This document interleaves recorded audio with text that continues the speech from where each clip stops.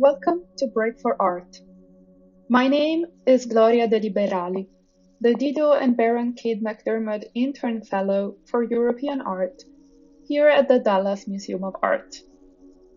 Today we are going to spend some time looking closely at a painting in the European Art Gallery's Bacchic Concert, created by Italian artist Pietro Paolini between 1625 and 1630. If you like, take a moment to make this video full screen so you can have an immersive experience with this picture. If you prefer to spend more time looking at the painting before I turn your attention to a few points of interest, you can pause this video and then resume playing it when you are ready to continue. What do you see? What figures and actions are depicted here? The title of the painting, Bacchic Concert, refers to a 17th century European tradition of representing contemporary musical performances in ancient costumes. Here, the Roman god of wine, Bacchus, is evoked through the presence of vines and grapes. Based on what you can observe, can you imagine which sounds you would hear if you were to step into this picture? For instance, the woman in a white blouse in the foreground is stroking the strings of a lute, an instrument of Arabic origins that came to Europe around the 9th century, and by the 1600s was frequently used to accompany vocal performances. A second stringed instrument, perhaps a cithern, is silent as it hangs from the shoulder of another woman at far left. Wind instruments are also present. One is being played by the man at center left, who impersonates Bacchus, and another is shown in the hands of a youth at far right.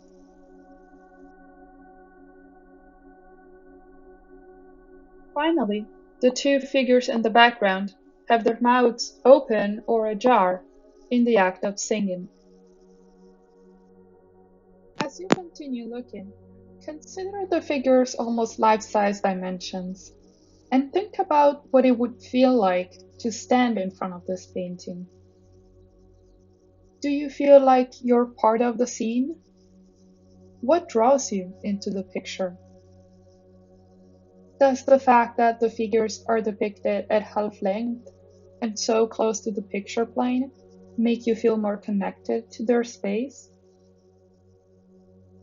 How engaging is the gaze of the woman playing the lute in the foreground, who is looking out directly at us, the viewer?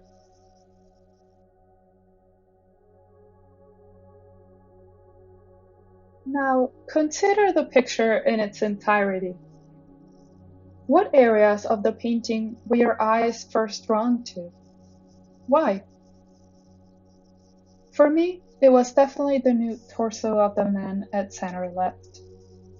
A single beam of light hits his upper body from behind, illuminating his muscular back, which stands in stark contrast to the rest of the scene, immersed in semi-darkness. What other details or areas of this painting are illuminated by a controlled light source?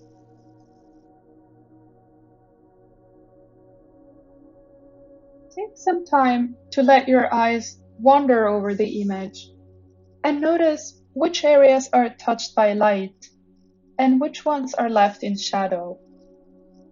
Why might the artist have chosen to illuminate certain details over others? Do those details help tell a particular story? For example, the nude neck of the woman at far left is given great prominence.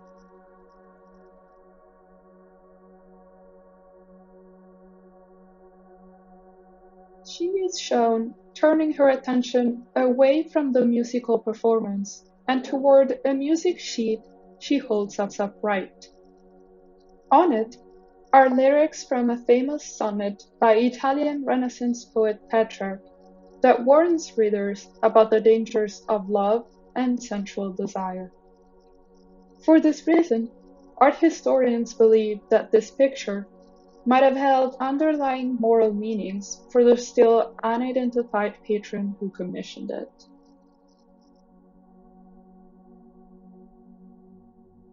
The formal traits that we have observed in this picture, the figures pushed into the foreground, and the use of spotlight illumination to construct a narrative, are just some of the novelties introduced in European painting by Michelangelo Merisi, known as Caravaggio. Some of his most influential works were created in Rome, where artists from all over Italy and Europe flocked during the second and third decades of the 17th century to study and imitate his popular style. One of these artists was Pietro Paolini, a native of Lucca, a town in the region of Tuscany, who created this picture at the end of his Roman sojourn. I hope you have enjoyed this closer look at Paolini's Bacchic Concert. The next time you come to the museum, I hope you will look for this painting in the European art galleries and spend more time with it in person. We look forward to seeing you soon at the DMA.